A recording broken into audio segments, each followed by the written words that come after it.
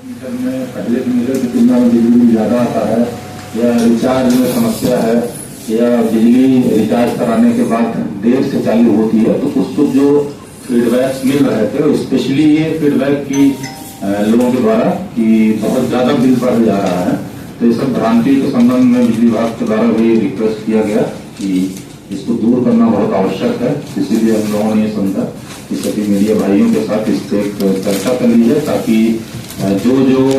यहाँ पे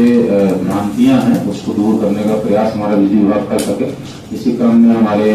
सुपरिटेंडेंट साहब भी यहाँ पे उपस्थित हैं दरभंगा सर्कल के, साथ ही साथ सभी मधुबनी जिले के सभी डिवीजन के कार्यपालक अभियंता भी यहाँ उपस्थित हैं। तो मैं इनसे अनुरोध करूंगा कि स्मार्ट मीटर के बारे में जो इसके क्या स्मार्ट मीटर क्या है, क्या इससे फायदे रहेंगे और जो भ्रांतियां पहले से कुछ हैं लोगों के द्वारा फैलाई जा रही हैं उसको ये दूर करने का प्रयास करेंगे। इसी हिसाब से मैं अनुरोध करूंगा कि संबोधित करना। दरभंगा अंचल के अंतर्गत 2 जिला आते हैं, दरभंगा और मधुबनी, और दरभंगा और मधुबनी में दोनों में करीब करीब उपभोक्ताओं की संख्या 7.5 लाख और 7.5 लाख है, यानी कुल उपभोक्ताओं की संख्या 15 लाख है। और इन कुल 15 लाख उपभोक्ताओं में जो बहुत सारे उपभोक्ता जो हैं उनके सहयोग से और हम लोगों ने लगभग 2 लाख मीटर लगा चुके हैं और 1 लाख मीटर मधुबनी जिला में लग चुका है, 1 लाख मीटर दरभंगा जिला। हम लोगों के लिए बड़ी खुशी की बात है कि उन 2 लाख उपभोक्ताओं को किसी तरह की कोई परेशानी नहीं है। अगर कोई थोड़ी बहुत भी भ्रांति है तो हम लोगों ने अपने स्तर से प्रयास किया है कि सभी लोग आप हमसे बात करिए, हमसे टॉक करिए, किसी तरह कोई समस्या है तो हमको बताइए। क्योंकि पहले स्मार्ट मीटर लगाने के पहले हम लोगों ने 6 IPDS टाउन को पहले परियोजना में रखा था ताकि हम पहले वहां से फीडबैक ले और वहां से फीडबैक लेने के बाद ही हाई फ्रीक्वेंसी गांव में हम लोग ग्रामीण क्षेत्रों में स्मार्ट मीटर लगाने का काम शुरू किए हैं। उस फीडबैक के तहत हम लोग 75,000 उपभोक्ताओं को पहले हम पूरे दोनों जिला में लगा चुके थे। उसके बाद ये हाइब्रिड का काम शुरू हुआ है और यह काम बहुत तेजी से भी हो रहा था। बहुत सारे उपभोक्ता बहुत तेजी से काम करा रहे थे। आज भी हमारे यहाँ स्मार्ट मीटर का काम बहुत तेजी से हो रहा है। सबसे पहले जो बता देते हैं उसमें एक इम्पोर्टेंट पॉइंट है कि जो भी स्मार्ट मीटर से उपभोक्ता होंगे उनको 1.5% प्रोत्साहन राशि मिलेगी कि ऑनलाइन रिचार्ज की सुविधा के तहत। कोई भी उपभोक्ता को किसी तरह की कोई दिक्कत है या परेशानी है तो उसके लिए भी हम लोगों ने डिवीजन डिस्ट्रिक्ट स्तर पर हम अपने नंबर जारी कर रहे हैं आज ही से कि अगर कोई दिक्कत है परेशानी है तो हमसे भी बात करिए। 10 से लेकर 6 बजे तक हमारे पास कॉल पर समय नहीं आ रहा है, कोई तरह का बात दिक्कत है तो उसके लिए उसके अलावा भी मेरे पदाधिकारी कर्मचारी आपकी बातें को सुनने के लिए, स्मार्ट मीटर से संबंधित कोई भी शिकायतों को दर्ज करने के लिए, उसका निवारण करने के लिए मंगल और शुक्रवार को 10 बजे से लेके 1 बजे तक सभी कार्यालय में उपस्थित रहेंगे। यह आदेश हमारे शीर्ष मुख्यालय का है और उसका हम लोग पिछले हफ्ते से पालन भी कर रहे हैं। अगर 10 से 1 कोई पदाधिकारी या कर्मचारी किसी अति आवश्यक कार्य से बाहर चले गए कार्यालय से तो उनको आदेश भी निर्गत किया गया है कि आप नोटिस चिपकाइए कि 10 से 1 के बाद आप कितना बजे मिलिएगा अपने कार्यालय में, वो भी कह दिया गया है कि 2 बजे मिलेंगे या 4 बजे उपभोक्ताओं की सुविधा के लिए यह भी कर दिया गया है। साथ ही हम लोग मासिक माह के 2वें शुक्रवार को हम लोगों ने हर हालत में बिलिंग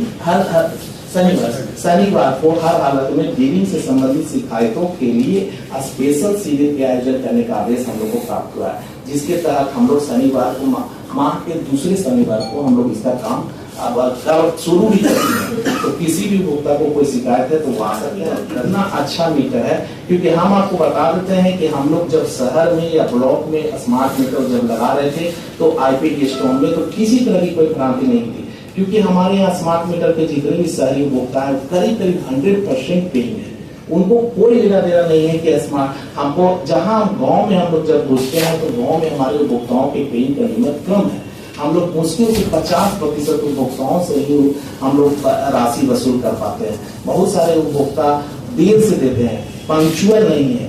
पर राशि देते हैं, साल भर पर भी कोई उपभोक्ता राशि उपलब्ध करवाते हैं। तो ऐसे सिचुएशन के लिए हम लोगों ने प्रत्येक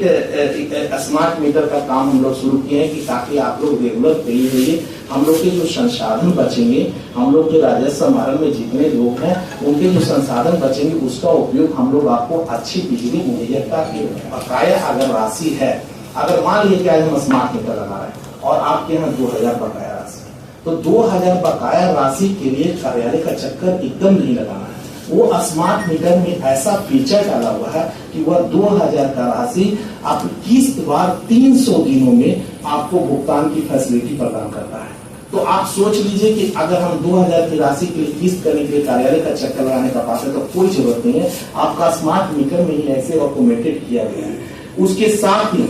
अभी माननीय उच्चतम न्यायालय का आदेश आया है कि अगर उससे भी अगर किसी को 2000 से अतिरिक्त राशि बकाया और 300 दिनों में अगर 3000 बकाया है, 300 दिनों में प्रत्येक दिन 10 रुपया अगर राशि लग रही है, लेकिन अगर किसी उपभोक्ताओं को 30,000 को बकाया है और वो 100 रुपये उनको प्रत्येक दिन लगेगा तो उनको बहुत भारी रकम लगेगा। उसके लिए भी माननीय उच्चतम न्यायालय ने आदेश दिया है कि आप उपभोक्ता से ही पूछे कि 3 महीने में जितना औसत खपत है उसका सिर्फ 25% उसको 300 दिनों में डिवाइड करके लेना है। यानी यह राशि लगभग हम लोगों ने आकलन किया है कि जो भी बकाया है वो 300 दिनों का बकाया लगभग 1200 दिनों पर चला जाता है। 4 गुना फैसिलिटी माननीय उच्चतम न्यायालय के आदेश से किया गया, जिसको हम लोग स्मार्ट में और भी बहुत सारे फायदे हैं। किसी